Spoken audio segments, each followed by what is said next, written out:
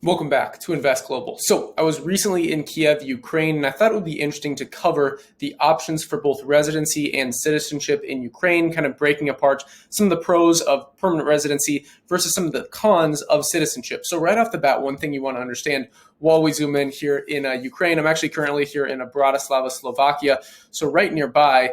I actually went from Ukraine into Poland into Czech Republic, stayed in Prague, then Brno, and then shot down here to Bratislava. So, as I was saying, one of those things you need to take in mind with citizenship is Ukraine is one of these countries that does not allow dual citizenship. So, a lot of the topics we talk about on this channel involve multiple passports, having multiple residencies. So, you're not just diversified economically, but you have to also understand, okay, what's the political risk of just holding one passport? And in my opinion, that's pretty large, especially if you don't at least have a second residency set up. So, in the case of, hey, what did we see over the past year where a lot of people thought a US passport was one of the best things in the world? Well, the US passport just objectively was on some of the same, if you look at freedom of movement levels, as some like passports in the Middle East or in Africa, right? So not knocking those passports, but just objectively, when you look at the freedom of movement, which, by the way, this website does a really, really good job of breaking down the passport index, the U.S. passport was on the same level. So if you're just reliant, if you have one single point of failure, that's not at all good, right? So you want to apply things like Six Sigma, things like, okay, no single point of failure. And with this, you want to have multiple passports and multiple residencies. So like I said, that is right off the bat a con of actually having the passports, unless you're like, hey, I'm all in on Ukraine. I want to live in Ukraine for the rest of my life. And you're devoted. That's awesome. It's, to each their own. We work with people kind of on a one-on-one basis. We have a contact email down below in the description. If you're curious on individual aspects of any different passport, residency, or just emerging market real estate in general, you can contact us. There's the email down below. But the point here is you essentially have citizenship, which is an interesting option, or permanent residency. Now, the main options to get permanent residency, very, very straightforward aspect, is number one, anything above $100,000 equivalent in US dollars. Okay, so it can be in different currencies, but it has to basically equate to above $100,000 in US. So this can come into investing into a real estate property. The good thing about Ukraine is, at least currently, there is no restriction of government approved real estate like we see in a lot of other programs, right? So that's one of the reasons I actually really like Turkey's Citizenship by Investment program is it's not government approved real estate, right? Typically what that word government approved means you're not going to get a good deal, just to be very, very blunt.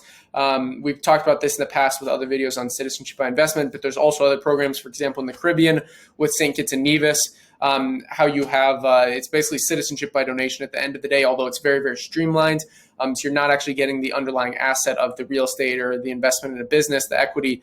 You're just basically buying the passport in a way. So, but it's legal. It's legal. So as I was talking about here in Ukraine, the other option for permanent residency beyond this 100,000 US dollars. Now, there's much more complicated steps to this. You have a lot of paperwork you have to file.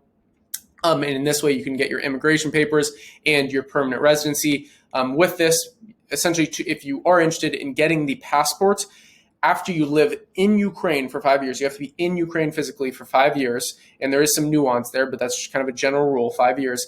Then you can apply for citizenship. Now, it's not to say you have to apply for citizenship, right? You can just actually keep your permanent residency and have that second option. So it's an interesting play in that aspect, right? So one of the other things I want to talk about before moving into some of these kind of alternative second residencies options is that the taxes in Ukraine are actually kind of interesting. So you have an 18% just kind of flat personal income tax. And guys, keep in mind, I'm recording this video in July. It's actually almost August of 2021. So these things are subject to change. Literally, sometimes these things change on a month-to-month basis when it comes to citizenships and residencies. So I can always do an updated video on Ukraine. And if I get anything wrong, I'm always looking to iterate and improve. So if you see something that I did wrong or something I'm talking about that you have a criticism on, let me know in the comments down below. We also have a Telegram group where it's a group of like-minded investors all talking about global investment strategies. That is also linked down below in the description. Now, moving on to some of the alternative options, citizenship by marriage, or really it's a little bit more convoluted than that. So some people think, the kind of stigma is, hey, you can just marry someone. And Ukraine already has some stigmas going along with this. I'm not going to talk about that, but some people think, hey, you can just marry someone, boom, you get the citizenship. It's all over. Not that easy, okay? So keep in mind with Ukrainian citizenship, it has to be a legitimate marriage, and you have to be married for 2 years. So keep that in mind. And in that case, then you can get at least from what I remember, then you can actually speed up that process of, remember, so I said if you have permanent residencies, then after 5 years, you can apply for the citizenship. Typically, that process takes about a year. But if you have the marriage aspect, you can get the permanent residency, or at least a residency.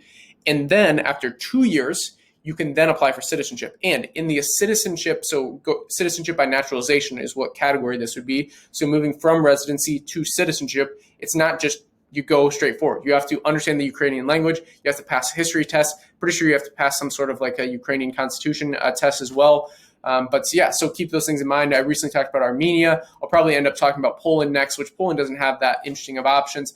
But beyond citizenship by marriage, remember, so after the 2 years of legitimate marriage, then potentially you can apply for citizenship. If everything is kind of on the up and up, potentially you could get this. Again, keep in mind, doesn't allow dual citizenship, so you would have to renounce your other citizenship.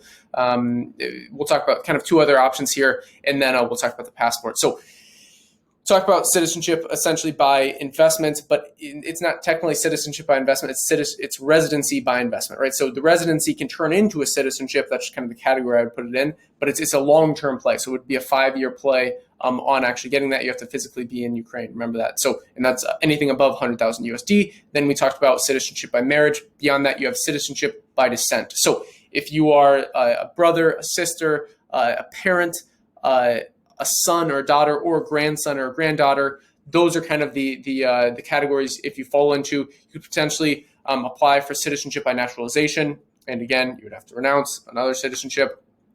Beyond that, you can get a residency permit for about a year. If you are either a student, you have to pass all these different things. You have to be good students, or if you're a kind of like highly skilled worker. So this is kind of more on a case-by-case basis, and it's a bit more tailored to your individual situation. So you can't just go there and be a construction worker. I'll be straight up honest with you. You can't just go there and be, whatever it is. You have to go there, and essentially what you want to look at it is move out from your perspective and go from the Ukrainian government's perspective. Are you adding value to the country? And ideally a large value, right? So if you're adding a large value in the form of, hey, you're bringing a highly skilled industry of work that Ukraine needs, for example, tech jobs, maybe you're a developer, maybe you're a coder, whatever it is, maybe you're an entrepreneur and you're bringing in jobs, you're hiring local Ukrainians.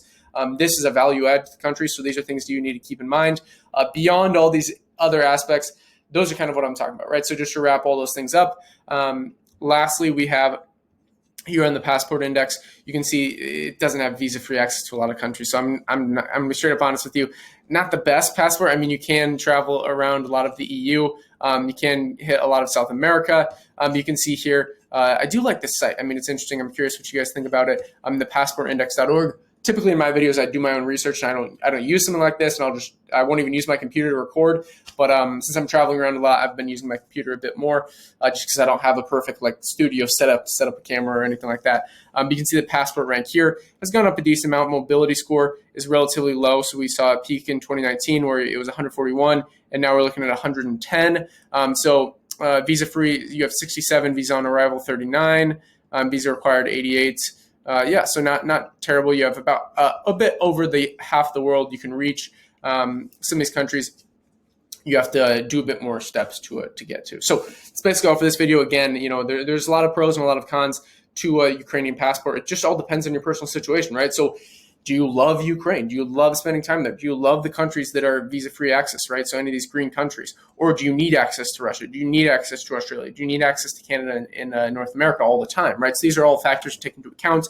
Again, if you have any questions, any comments, let me know down below in the comments section. You can also join our Telegram group, which is linked down below. Follow us on Twitter and Instagram at @investglobal_IO, at @investglobal_IO. That's all for this video. Again, you can reach out to our team if you're kind of more interested in working on a one-to-one basis, but the rest of those things are kind of group aspects. So, if I'm not there to personally answer questions, if there's no one from our team to answer questions, there's a community there, right? So that's powerful. But if you reach out to the email, you will actually be working with us one-on-one.